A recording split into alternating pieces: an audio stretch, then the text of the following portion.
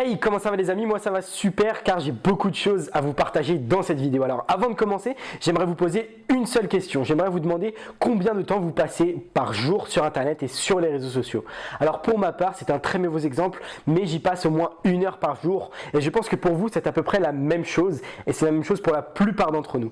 Alors je me dis qu'aujourd'hui, si on n'investit pas sur internet en 2018, c'est qu'on est en train de louper une des plus grandes opportunités de notre siècle. Saviez-vous que la publicité sur internet génère plus d'argent qu'à la télé? Je pense que ça prouve que le monde du web occupe une grande place dans notre cœur. Alors tout simplement, pourquoi ne pas en profiter et investir sur internet?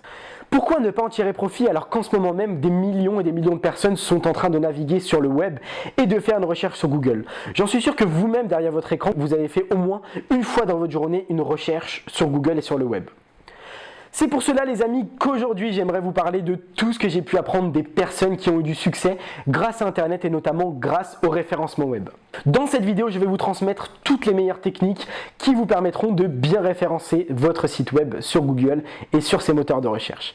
J'ai pu apprendre beaucoup sur le référencement web grâce à mon associé qui est derrière la caméra et qui a plus de 20 ans d'expertise dans ce domaine. Mais j'ai aussi pu apprendre des grands millionnaires du web grâce à leur formation et à tous leurs conseils. Alors il y en a peut-être qui vont se dire oui mais internet c'est pas mon truc, mais sachez que cette vidéo est même destinée aux débutants et à tous ceux qui ne savent pas de quoi je parle. Alors restez bien dans votre fauteuil ou dans votre canapé, sortez une feuille et un stylo si vous le souhaitez et n'hésitez pas à prendre des notes car tout ce qui va suivre va forcément vous apporter quelque chose. Pour tous ceux qui ne me connaissent pas, moi c'est Arthur et j'aide les personnes à se lancer sur internet afin qu'elles deviennent libres financièrement.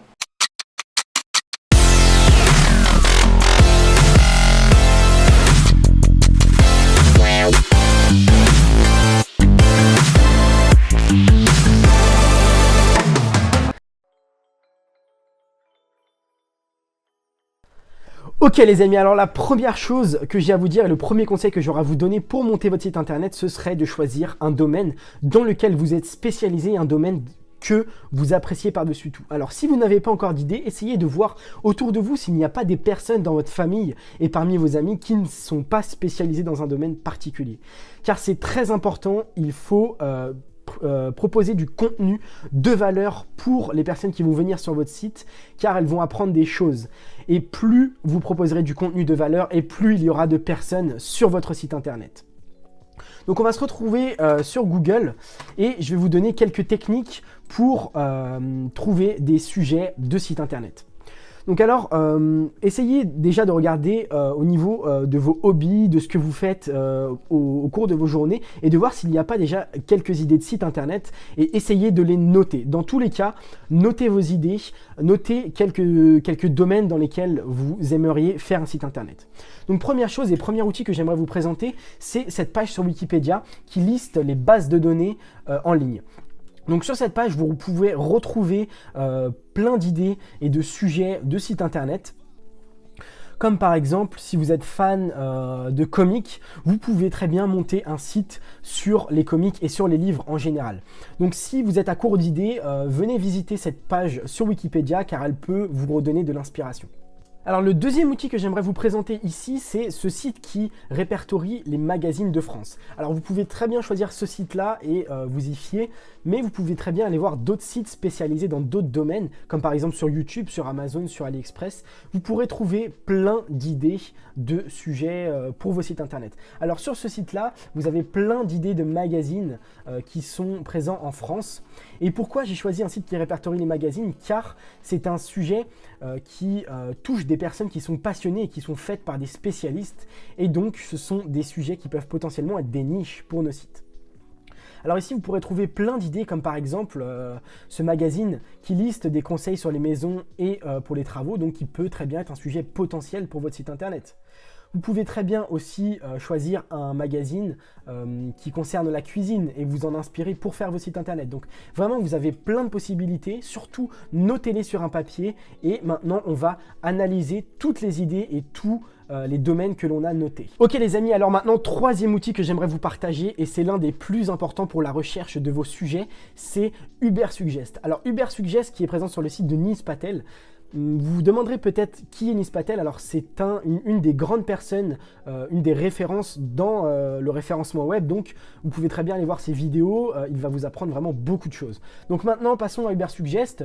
Ici sur Ubersuggest vous pourrez analyser donc tous les domaines, tous les mots-clés que vous avez pu noter auparavant.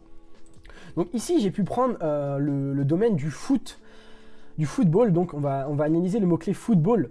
Et donc ici on voit que Nils Patel il nous dit que notre sujet il a 35% de chance d'être dans le top 100 des recherches. Donc on voit que c'est très peu. Donc lorsque c'est comme ça, essayez d'affiner votre recherche. Donc on peut très bien autour du football faire un site par exemple autour des maillots de foot. Donc on va maintenant regarder ce qui concerne les maillots de foot et voir qu'ici maintenant on a plus de chances de rentrer dans le top 100 des recherches. Alors dans cet onglet, vous allez pouvoir constater le volume de recherche par mois concernant ce mot-clé-là. Alors cette valeur, elle est très importante car elle permet de vous donner une idée, donc c'est une estimation, mais elle permet quand même de vous donner une idée sur le nombre de recherches mensuelles qu'il y a concernant ce mot-clé.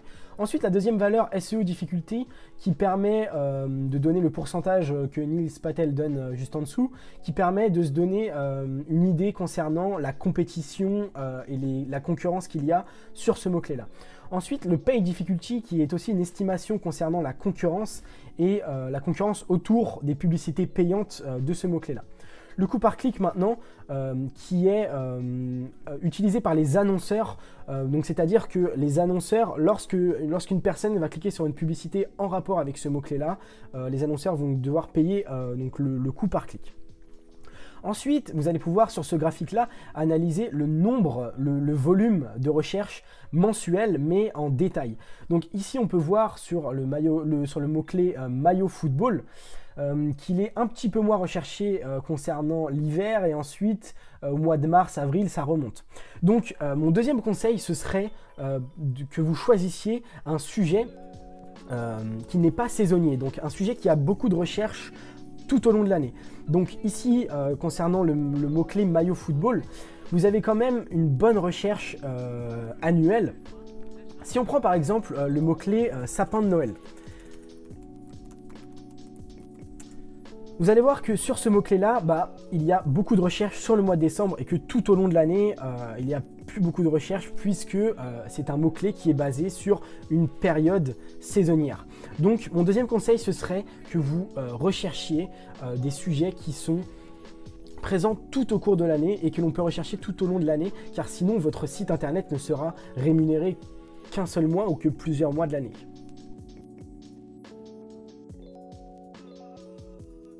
Alors maintenant qu'on a choisi notre sujet et qu'on est sûr que l'on va pouvoir lancer notre site internet dans ce sujet-là, on va s'intéresser aux mots-clés secondaires qui sont formés à partir du premier mot-clé. Donc ici, on a une liste qui contient des mots-clés secondaires. Donc on va cliquer sur View All Keywords IDs et on va essayer de former une arborescence pour notre site internet en se basant sur ces mots-clés-là. Donc à savoir qu'on peut exporter le fichier, l'ensemble des mots-clés que l'on a ici dans un fichier Excel. Donc la première chose à savoir, c'est qu'un bon site internet doit contenir entre 50 et 100 mots-clés. Donc ici, si vous n'avez pas plus de 50 mots-clés, oubliez ce sujet-là. Donc maintenant, on va essayer d'analyser ces mots-clés-là. Donc on peut voir ici que l'on a pas mal de marques. Donc déjà, on pourrait créer une catégorie marque où on mettrait par exemple une page concernant les maillots de football Nike. On peut aussi faire une catégorie pays, les maillots de foot en fonction de chaque pays, et créer une page USA, Japon, Nigeria, etc. On peut aussi faire des catégories en fonction du type de maillot. Donc ça peut très bien être un maillot avec des manches longues, avec des manches courtes, etc. Donc voilà, essayez vraiment de construire votre catégorie et votre arborescence grâce à ces mots-clés-là. Ils sont très importants et ils vous aideront à référencer votre site internet.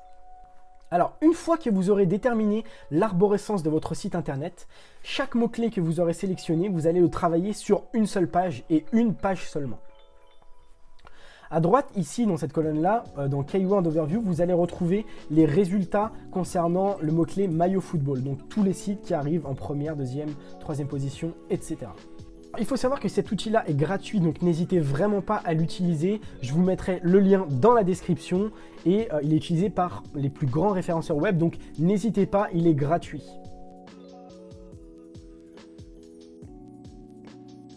Alors, deuxième chose et deuxième conseil que j'aimerais vous donner, c'est comment bien rédiger vos pages, car c'est très important et c'est ce qui va faire que vous allez être placé devant ou derrière dans les requêtes.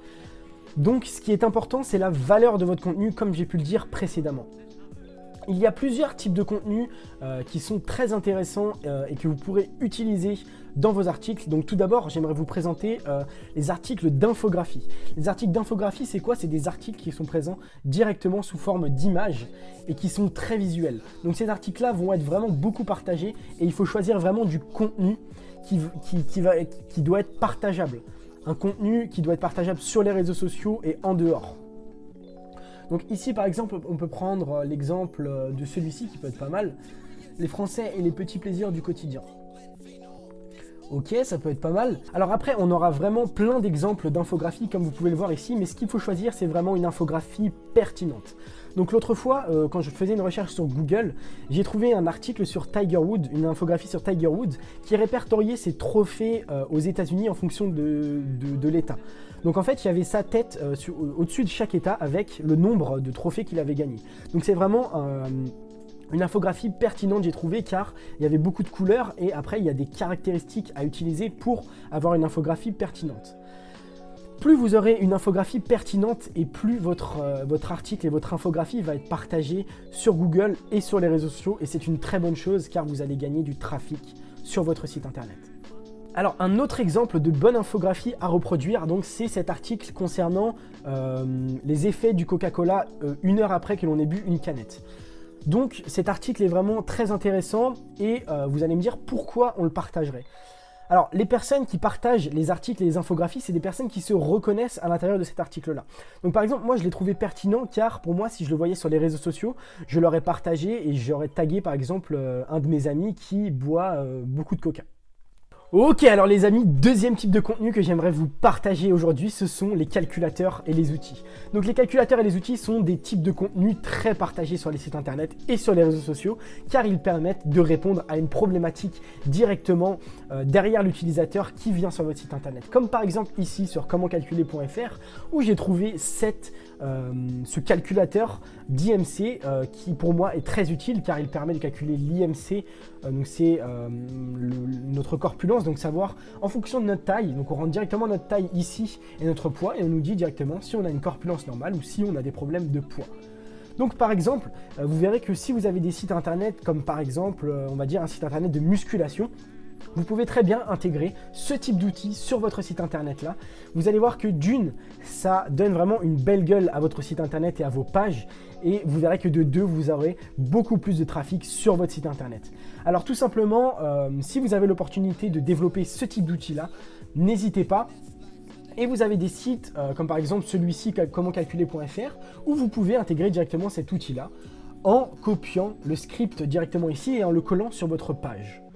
Donc vraiment, n'hésitez pas à utiliser ce type de contenu très partageable. Pour moi, l'un des plus partageables et le plus utile aux personnes qui vont venir visiter les pages de vos sites. Pardon.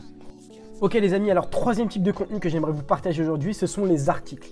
Il faut savoir que les articles sont très importants car il faudra toujours penser à créer des contenus de valeur. Alors je vais vous expliquer toutes les techniques pour bien rédiger vos articles.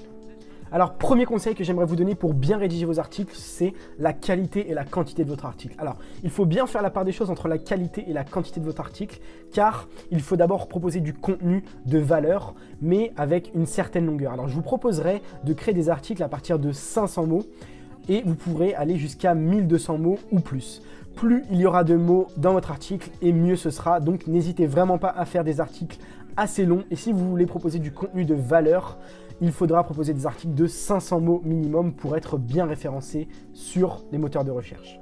Alors, deuxième conseil que j'aurai à vous donner pour rédiger de bons articles, ce serait de générer et de produire des articles autour du mot-clé que vous avez choisi pour votre page. Alors, dans l'exemple que j'ai pris, on voit ici que le rédacteur tourne vraiment autour du mot-clé backlink. Alors, on va voir combien de fois il a été écrit sur cet article-là et on voit qu'il est présent 133 fois dans cet article-là. Donc, vraiment par rapport à la longueur, c'est très bien. Et essayez de vraiment répertorier ce mot-clé-là sur votre page le plus de fois possible, mais vraiment sans en abuser. Deuxième chose concernant le mot-clé sur votre article, ce serait d'utiliser la longue traîne. Alors la longue traîne est une notion très importante dans le référencement web. Je ferai une prochaine vidéo pour vous en parler. Mais ce sont du coup des mots-clés secondaires qui sont formés à partir de votre mot-clé principal. Donc on peut voir ici que les mots de longue traîne sont aussi présents dans cet article-là.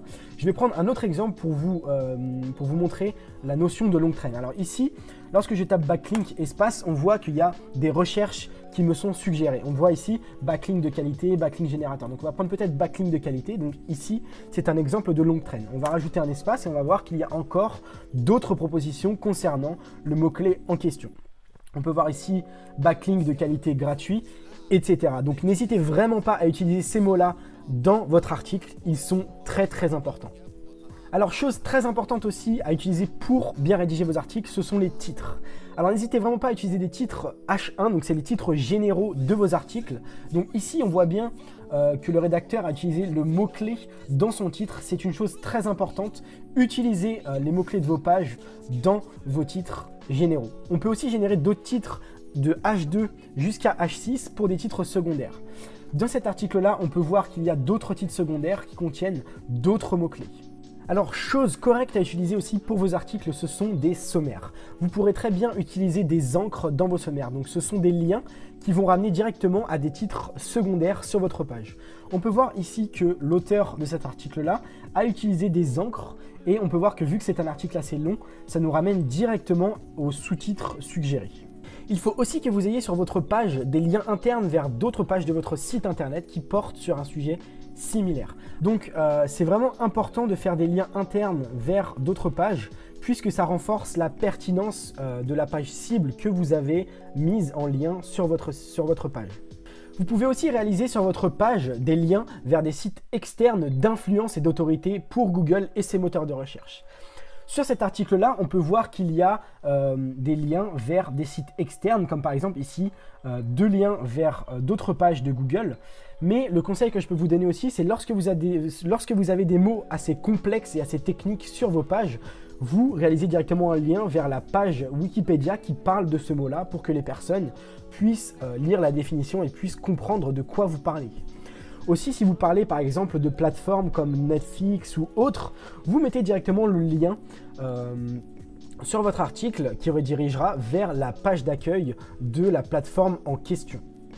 Il faut aussi que vous prêtiez attention à la rédaction de votre meta title et de votre meta description. Alors meta title et meta description, c'est quoi? C'est simplement le petit titre que vous voyez en haut lorsque vous allez sur un site internet. Donc lorsque vous faites une recherche sur Google, la meta title c'est simplement le petit titre que vous voyez ici et la meta description c'est la petite description en dessous. Elles vous permettent de se donner une idée un petit peu de la page sur laquelle vous allez accéder. Alors il faut vraiment prêter attention à la description de ces deux éléments et de ne pas oublier de mentionner le mot-clé en question au moins une fois dans votre meta description et dans votre meta title. Le dernier conseil que je peux vous donner si vous n'avez pas le temps de rédiger les articles de la façon dont je vous les ai donnés ou tout simplement si vous n'avez pas les compétences, vous pouvez tout simplement aller sur le site fiverr.com qui propose des services adaptés à la rédaction d'articles et autres, donc vraiment des services autour du monde d'internet et vous pourrez trouver directement des personnes, des freelances qui proposeront la rédaction d'articles en plus à un prix raisonnable et très bien rédigé. Donc n'hésitez pas à aller faire un tour sur ce site là, je vais mettre le lien en bas de la description.